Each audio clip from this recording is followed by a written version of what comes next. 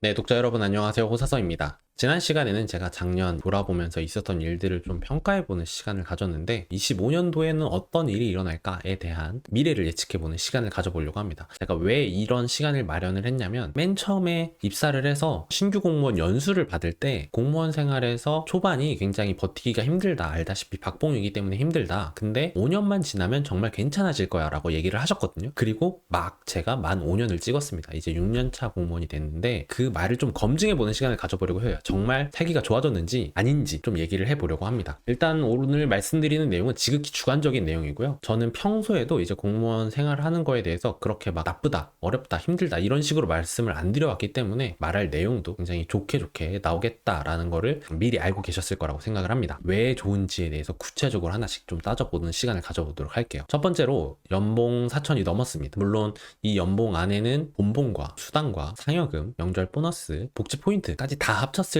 때 세전으로 연봉 4천이 넘었다라는 거고요. 기여금, 세금 이런 것들을 뺐을 때에는 3,500에서 3,600 사이로 줄어들게 됩니다. 그리고 이 세전 연봉 같은 경우에는 직렬별로, 호봉별로, 그리고 내가 평소 야근을 얼마나 많이 했는지, 출장을 얼마나 다녔는지 이런 것들에 따라서 달라지고요. 성과급에 따라서도 달라지게 됩니다. 야근은 많이 하지 않았습니다. 한 달에 한 2시간, 3시간 요 정도를 평균적으로 했었고요. 출장은 뭐 한 달에 한 번 아니면 2번 정도를 다녔던 것 같아요. 이거를 세후로 따지면 3,600, 3,500 이 사이라고 했는데 그냥 얼추 월 300 정도다 라고 생각을 하시면 될 것 같고요. 네, 물론 월별로 좀 차이가 있기는 합니다만 굉장히 의미 있는 숫자라고 생각을 해요. 남들과 비교를 하다 보면 한없이 작은 숫자기는 한데 그래도 아껴 살았을 때에는 충분히 돈을 모을 수 있고 하는 그런 크기라고 생각을 합니다. 제가 이거와 관련해서 좀 통계를 찾아봤는데 2024년도에 30세에서 34세 평균 근로임금은 4,217만 원이었고요. 세전으로 했을 때 중위연금은 세전 3,780이었습니다. 중간보다 살짝 높고 평균보다 살짝 낮은 정도예요. 중간은 간다 라고 생각을 하시면 될 것 같고요.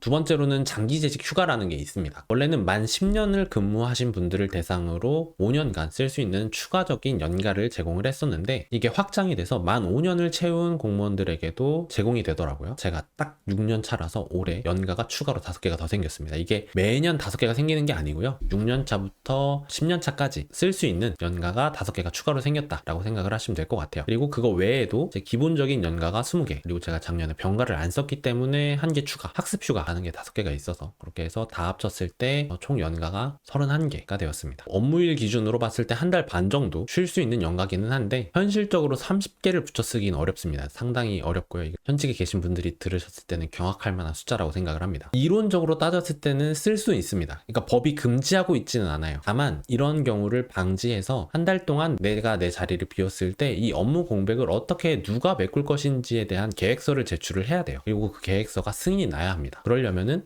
이거를 승인해 줄 사람과 함께 나와 함께 하고 있는 구성원들이 모두가 다 협조를 해줘야겠죠. 3, 3, 5 이렇게 업무 분배를 해야 될 거고. 근데 이러한 활동을 하는 것이 현실적으로 저는 제 상식선에서는 좀 어렵다고 생각을 해요. 누군가 시도를 한다면은 멋지십니다만 일단 저는 못할 것 같습니다. 같이 일하는 동료, 리더 이런 분들이 업무를 다 나누면서 제가 비어있는 시간 동안에 당연히 업무 성과가 안 나올 거잖아요. 그럼 이제 팀한테 오는 그런 불이익까지 좀 일부 감수를 하면서 보내줘야 되는 그런 타당한 사유를 입증할 수 있을 것인가 쉽지 않을 거라고 생각을 합니다. 그치만 연가가 많다는 것 자체가 마음이 풍족해져요. 지금 당장 뭘 쓰진 않더라도 여행을 떠날 수 있다라는 거에 대한 근자감의 배경이 되는 부분이 바로 이 연가가 아닌가라고 생각을 합니다.